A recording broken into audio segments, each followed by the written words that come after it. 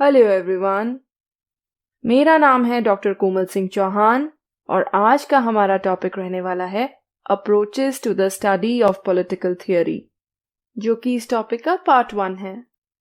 So let's start the video. Political theory की study से related approaches को हम दो तरीकों से स्टडी करते हैं। पहला तरीका है by categorising them into normative, empirical and contemporary approaches, which is similar to जो हमने evolution और types of political theory में डिस्कस किया था। वहीं एक दूसरा तरीका भी है इनको स्टडी करने का, that is through traditional and modern approaches। आज की वीडियो में हम पहले तरीके के थ्रू पॉलिटिकल थियोरी की अप्रोचेस को स्टडी करने वाले हैं और सेकेंड पार्ट में हम ट्रेडिशनल और मॉडर्न अप्रोचेस को डिस्कस करेंगे। तो शुरुआत करते हैं नॉर्मेटिव अप्रोच से। अगर आपने मेरी टाइप्स ऑफ पॉलिटिकल थियोरी वाली और एवोल्यूशन ऑफ पॉलिटिकल थियोरी वाली वीडियो देखी है तो आपको कोई प्रॉब्लम नहीं होने वाली है नॉर्मेटिव अप्रोच को समझने में। जो टाइप्स ऑफ पॉलिटिकल थियोरी में नॉर्मेटिव थियोरी थी, that is what normative approach is. और इसको ये नाम इसलिए दिया गया है क्योंकि ये नेचर में नॉर्मेटिव, प्रिस्क्रिप्टिव और फिलोसॉफिकल है। व्हाट इज की बजाय व्हाट ऑट टू बी पर फोकस करती है। सिर्फ इवेंट्स को एज इट इज डिस्क्राइब नहीं करती है, बल्कि कुछ सॉल्यूशंस भी ऑफर करती है। That is why it is prescriptive as well as philosophical, क्योंकि ये प्रिंसिपल्स और आदर्शों की, आइडियल्स की बातें करती है। और इसीलिए इसको फिलोसॉफिकल अप्रोच भी कहा जाता है, क्योंकि फिलोसॉफी की तरह नॉर्मेटिव अप्रोच भी गुड लाइफ की बात करती है। इसमें पॉलिटिक्स, स्टेट, जस्टिस और फ्रीडम जैसे आइडियल्स और प्रिंसिपल्स की स्टडी की जाती है। इसमें हम स्टडी करते हैं कि पॉलिटिक्स कैसी होनी चाहिए या आदर्श पॉलिटिक्स कैसी होनी चाहिए, एक आइडियल स्टेट कैसी होनी चाहिए और आइडियल स्टेट में जस्टिस कैसा होना चाहिए, लोगों के पास किस प्रकार की फ्रीडम होनी चाहिए। इन आदर्शों से ये डील करती है। ये वैल्यूज को इंपॉर्टेंस देती है। मॉरल आउटलुक पर इसका फोकस होता है, जैसे कि the concept of good and bad. तभी ये अल्टीमेट गुड में बिलीव करती है। इस अप्रोच का पर्पस ये होता है कि एक बेस्ट स्टेट को फाइंड आउट करना, जो कि एक गुड लाइफ को इंश्योर कर सके, और ऐसी ही स्टेट को एक आइडियल स्टेट माना जाता है। इसके साथ ही साथ ये लॉजिकल रीजनिंग को सपोर्ट करती है। ये मानती है कि हम नॉलेज को कैसे एक्वायर कर सकते हैं, रीजन को अप्लाई करके। तो ये रैशनैलिटी का सपोर्ट करती है। नॉर्मेटिव अप्रोच मानती है कि अगर हम लॉजिकल रीजनिंग का प्रयोग करते हैं तो उससे हम ये समझ सकते हैं कि वर्ल्ड में अगर कुछ हो रहा है, कोई इंसिडेंट हो रहा है, तो वो क्यों हो रहा है, उसके पीछे का ऑब्जेक्टिव क्या है। और ये अप्रोच ग्रीक स्टेट्स के समय से एग्जिस्टेंस में है। तो अगर हम पॉलिटिकल थियोरी की स्टडी नॉर्मेटिव अप्रोच के थ्रू करते हैं तो हम किन किन क्वेश्चंस को स्टडी करेंगे। हम स्टडी करेंगे क्वेश्चंस लाइक स्टेट का अल्टीमेट उद्देश्य या ऑब्जेक्टिव क्या होना चाहिए, which is to ensure good life to the citizens. एक आइडियल स्टेट कैसी होनी चाहिए, उस स्टेट में जस्टिस कैसा होना चाहिए, सिटीजन्स का बिहेवियर कैसा होना चाहिए, दे शुड बी वर्चुअस, वो वर्च्यू को फॉलो करें। तो इस प्रकार की स्टडी की जाती है नॉर्मेटिव अप्रोच में। ये अप्रोच इवैल्यूएशन या मूल्यांकन में भी बिलीव करती है। डिफरेंट फॉर्म्स ऑफ गवर्नमेंट को कंपेयर करके, उनका मूल्यांकन करके ये फाइंड आउट किया जाता है कि सबसे बेस्ट फॉर्म ऑफ गवर्नमेंट कौन सी है। फॉर्म्स ऑफ बिहेवियर को भी डिटरमाइन किया जाता है। इंडिविजुअल को अपना बिहेवियर कैसा रखना चाहिए सोसाइटी में, जो रूलर है उसको कैसे बिहेव करना चाहिए, एक सही कंडक्ट क्या होना चाहिए या एक गुड कंडक्ट क्या होना चाहिए, उससे भी ये डील करती है। और साथ ही साथ वेरी इंपॉर्टेंट सजेशंस भी देती है। तभी तो ये प्रिस्क्रिप्टिव है। जब आप डॉक्टर को अपनी बीमारी के बारे में बताते हो तो वो आपको दवाइयां सजेस्ट करता है। यही हाल नॉर्मेटिव अप्रोच के साथ है। सिर्फ प्रॉब्लम से डील नहीं करती है, एज इट इज एक्सप्लेन नहीं कर देती है, बल्कि सोल्यूशन भी ऑफर करती है, जैसा कि मैकियावेली ने बताया था कि एक रूलर को अपने आप को पावर में रखने के लिए क्या क्या करना चाहिए ताकि वो और स्ट्रांग बन सके, तो ये उनकी तरफ से एक सजेशन ही था। और इस पे जो स्टेट्स होती हैं, they are the main basic unit of analysis. States आधार होती हैं स्टडी का नॉर्मेटिव अप्रोच में, तभी तो आइडियल स्टेट की बात की जाती है। और स्टेट के हर एस्पेक्ट को कवर करने की कोशिश की जाती है कि उसका एजुकेशन सिस्टम कैसा होना चाहिए, जुडिशियल सिस्टम कैसा होना चाहिए, या कॉन्स्टिट्यूशन कैसा होना चाहिए। और ऐसे थिंकर्स एंड स्कॉलर्स जो नॉर्मेटिव अप्रोच पर एम्फेसाइज करते हैं पॉलिटिकल थियोरी की स्टडी के लिए, वो है जॉर्ज सेबाइन, जॉन क्लेमेंतास और लियो स्ट्राउस। तो ये जो नॉर्मेटिव अप्रोच है, ये फिलॉसफी को भी इंपॉर्टेंस देती है, क्योंकि ये आदर्शों की बात करती है, आइडियल्स और प्रिंसिपल से डील करती है, गुड लाइफ और आइडियल सोसाइटी पर फोकस करती है। तो ये थी नॉर्मेटिव अप्रोच, जो कि प्रेवलेंस में रही टिल द 19th सेंचुरी।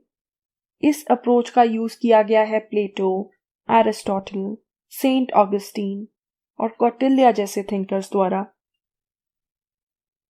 उसके बाद प्रेवलेंस में आई एम्पिरिकल अप्रोच, जो कि इमर्ज हुई ड्यूरिंग द 20th सेंचुरी, और इस अप्रोच को डेवलप किया गया था यूएसए में।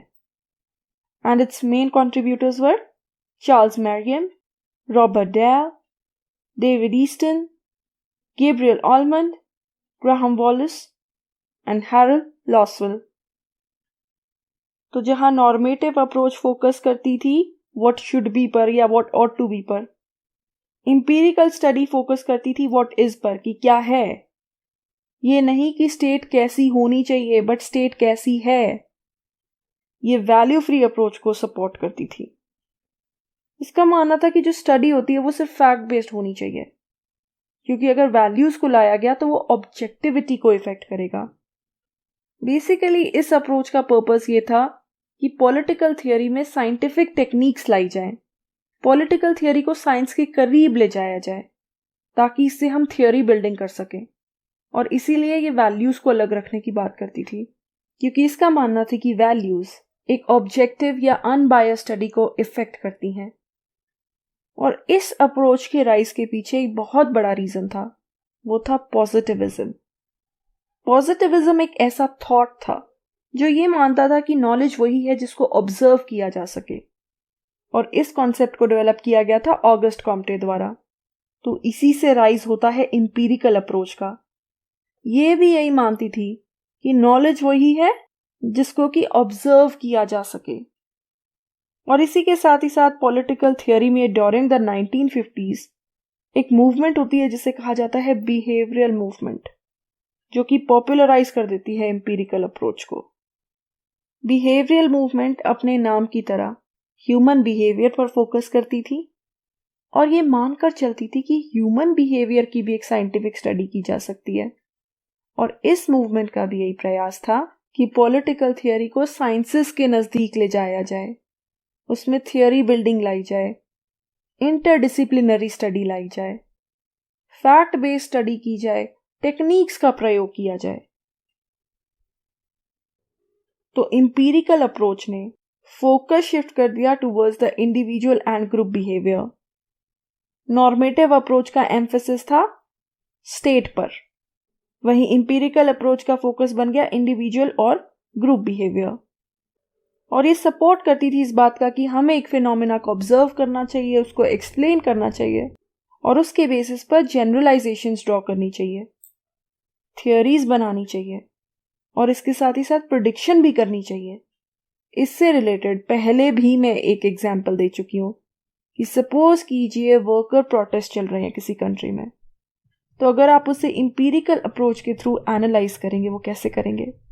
आप उन प्रोटेस्ट को ऑब्जर्व करेंगे, फिर उस पर डेटा कलेक्ट करेंगे, फिर उन वर्कर्स का इंटरव्यू भी लेंगे, फिर उस सारे डेटा का एनालिसिस करेंगे, और उसके बेसिस पर आप जनरलाइजेशंस ड्रॉ करोगे।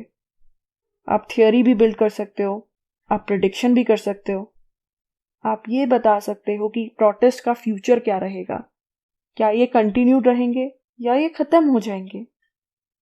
ऑल्सो ये अप्रोच मानती है कि पॉलिटिकल थियोरी को वैल्यू से अलग रखना चाहिए, क्योंकि वैल्यूज ऑब्जेक्टिविटी को अफेक्ट करती हैं, जिसके बारे में मैं पहले ही बता चुकी हूँ। ऑब्जेक्टिविटी या वस्तुनिष्ठा एक मेजर फोकस है एम्पिरिकल अप्रोच का। जब तक हम निष्पक्ष होकर जांच नहीं करेंगे, हमारे रिजल्ट्स हमेशा फ्लॉड होंगे। अगर हम डिफरेंट पॉलिटिकल सिस्टम्स को आपस में कंपेयर कर रहे हैं, लेकिन हमारे मन में पहले से ही एक बायस है कि डेमोक्रेटिक सिस्टम तो बहुत ही अच्छा सिस्टम होता है, तो हमारी जो रिसर्च है वो भी फ्लॉड होगी। ऑल्सो ये नेचर में डिस्क्रिप्टिव है।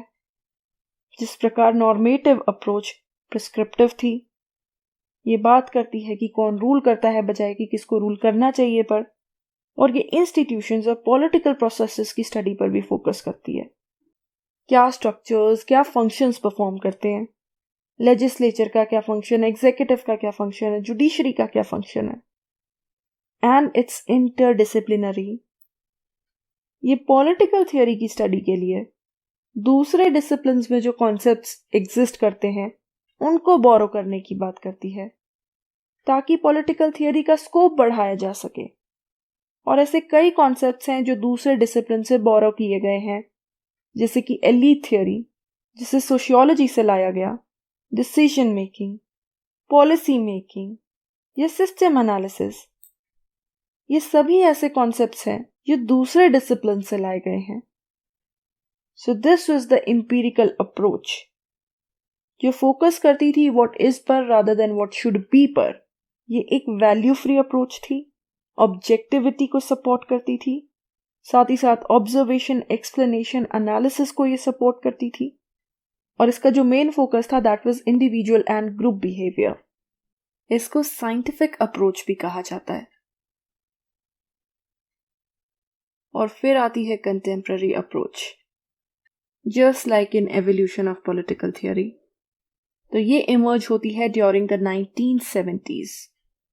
ये कहती है कि हमें मॉरल वैल्यूज पर री एम्फेसाइज करने की जरूरत है, जिन वैल्यूज को एम्पिरिकल अप्रोच ने डिस्कार्ड कर दिया है, रिजेक्ट कर दिया है। और इनका इमर्जेंस भी इसीलिए हुआ as a reaction to empiricism, क्योंकि कंटेम्पररी अप्रोच का ये मानना था कि साइंस, जो कि मेन कंसर्न था एम्पिरिकल अप्रोच का, वो हर प्रॉब्लम सॉल्व नहीं कर सकती। वो वॉर, इनइक्वालिटी और पॉवर्टी जैसी प्रॉब्लम्स को नहीं सॉल्व कर सकती, ना ही उनको प्रिडिक्ट कर सकती है। और साइंस के आने की वजह से पॉलिटिकल थियोरी अपना रियल नेचर खो रही है। तो इस अप्रोच ने सोल्यूशन ये दिया कि हमें नॉर्मेटिव और एम्पिरिकल अप्रोच को कंबाइन कर देना चाहिए। फैक्ट्स की और मॉरल वैल्यूज की साथ में स्टडी करनी चाहिए। ये मानती थी कि एम्पिरिकल एनालिसिस और मॉरल कैरेक्टर पॉलिटिकल थियोरी में साथ साथ एग्जिस्ट कर सकता है, क्योंकि ये फिजिक्स, केमिस्ट्री की तरह कोई नेचुरल साइंस नहीं है। ये एक सोशल साइंस है, समाज से डील करती है, जिसमें हर एक पर्सन का अलग अलग नेचर होता है, प्रकृति होती है। कोई अग्रेसिव होता है, कोई डिफेंसिव होता है। तो इसलिए हम मॉरल वैल्यूज को पॉलिटिकल थियोरी से हटा नहीं सकते हैं, और इसीलिए हम ह्यूमन एक्टिविटी से रिलेटेड नॉलेज को कई तरीकों से एक्सप्लेन कर सकते हैं, नॉर्मेटिव और एम्पिरिकल अप्रोच को कंबाइन करके, या व्हाट ऑट टू बी और व्हाट इज को कंबाइन करके। जैसे कि पहले हम स्टेट के बारे में स्टडी कर सकते हैं, हम उसके इंस्टीट्यूशंस के बारे में स्टडी कर सकते हैं, उसके साथ ही साथ हम ये बता सकते हैं कि स्टेट क्या क्या प्रॉब्लम्स फेस करती है, और उसी बेसिस पर हम कुछ सॉल्यूशंस ऑफर कर सकते हैं, और साथ ही साथ एक आइडियल स्टेट कैसी होनी चाहिए उसके बारे में भी बता सकते हैं। हम इन सभी एलिमेंट्स को साथ में रखकर चल सकते हैं, ये मानना था कंटेम्पररी अप्रोच का। और इस अप्रोच के मेन सपोर्टर्स थे Robert Nozick, John Rawls, Brian Barry और मिशेल फूको। और साथ ही साथ ये हिस्टोरिकल स्टडी को भी सपोर्ट करती थी कि हमें एक कॉन्सेप्ट की सिर्फ प्रेजेंट में स्टडी नहीं करनी चाहिए, बल्कि उसके हिस्टोरिकल कंटेक्स्ट में भी स्टडी करनी चाहिए। लाइक अगर हम फेमिनिज्म की स्टडी कर रहे हैं तो हमें उसकी हिस्टोरिकल कॉन्टेक्स्ट की स्टडी करने की भी जरूरत है, ताकि उसके एवोल्यूशन के बारे में हमें एक प्रॉपर जानकारी मिल सके। It also supports analysis of concepts. यहां पर ये नॉर्मेटिव और एम्पिरिकल अप्रोच को मिक्स करके प्रेजेंट कर रहे हैं। लिबर्टी, इक्वालिटी, सॉवरेनिटी, फ्रीडम ऐसे कॉन्सेप्ट्स की एक सिस्टमैटिक तरीके से स्टडी करनी चाहिए, एक प्रॉपर एनालिसिस करके। और जो प्रिंसिपल्स नॉर्मेटिव अप्रोच में स्टडी किए जाते थे उनको भी एक एनालिटिकल तरीके से स्टडी करने की बात करती है। कंटेम्प्रेरी अप्रोच में काफ़ी सारे मॉडर्न पर्सपेक्टिव्स इंक्लूड होते हैं, जैसे कि feminism, multiculturalism, environmentalism, post modernism, post structuralism या पोस्ट कलोनियलिज्म। फेमिनिस्ट अप्रोच क्या है, जो कि कंटेम्प्रेरी अप्रोच के अंडर स्टडी करी जाती है। फेमिनिज्म स्टार्ट हुआ था एक मूवमेंट के तौर पर, तो जो उस मूवमेंट से रिलेटेड आइडियाज थे, जब हमने उन आइडियाज को थियराइज किया और पॉलिटिकल थियोरी का पार्ट बनाया, तब वो बन गई फेमिनिस्ट अप्रोच। इसमें डिफरेंट इश्यूज कवर किए जाते हैं, जैसे कि gender politics, power relations, women rights, gender based discrimination, operation या ऐसे अत्याचार जो महिलाएं फेस करती हैं, एज वेल एज पेट्रियार्की। अगर आप इसको समझना चाहते हैं तो इस पर मैं ऑलरेडी 2 वीडियोस बना चुकी हूँ। मैं कोशिश करूंगी नीचे डिस्क्रिप्शन बॉक्स में लिंक देने की। इसके अलावा पोस्ट मॉडर्निज्म भी कंटेम्प्रेरी अप्रोच का एक इम्पॉर्टेंट मॉडर्न पर्सपेक्टिव है, जो कि एंटी फाउंडेशनल है। ये एब्सोल्यूट ट्रूथ को रिजेक्ट करता है। ये मानता है एब्सोल्यूट ट्रूथ जैसी तो कोई चीज़ ही नहीं होती है। जितनी भी जो ग्रैंड थियोरीज हैं जो ट्रूथ को जानने की बात करती है, उनको भी ये रिजेक्ट कर देता है, बल्कि ये मानता है कि हमें ह्यूमन एक्सपीरियंसेस पर फोकस करना चाहिए। So this was the contemporary approach, और ये था हमारा आज का टॉपिक, जिसमें हमने समझा approaches to the study of political theory. लेकिन हमने सिर्फ अभी फर्स्ट वे समझा है। एक सेकंड तरीका भी है जो कि पॉलिटिकल थियोरी की अप्रोचेस से डील करता है, और वो है ट्रेडिशनल और मॉडर्न अप्रोच, जिसको हम नेक्स्ट वीडियो में कवर करेंगे। तो उम्मीद है कि आज का टॉपिक आपको समझ में आया होगा। अगर आपको मेरी वीडियो पसंद आई हो तो प्लीज़ इसे लाइक कीजिएगा, अपने दोस्तों और फैमिली रिलेटिव्स के साथ शेयर कीजिएगा और मेरे चैनल को सब्सक्राइब कीजिएगा। Thank you so much. आपका दिन शुभ हो।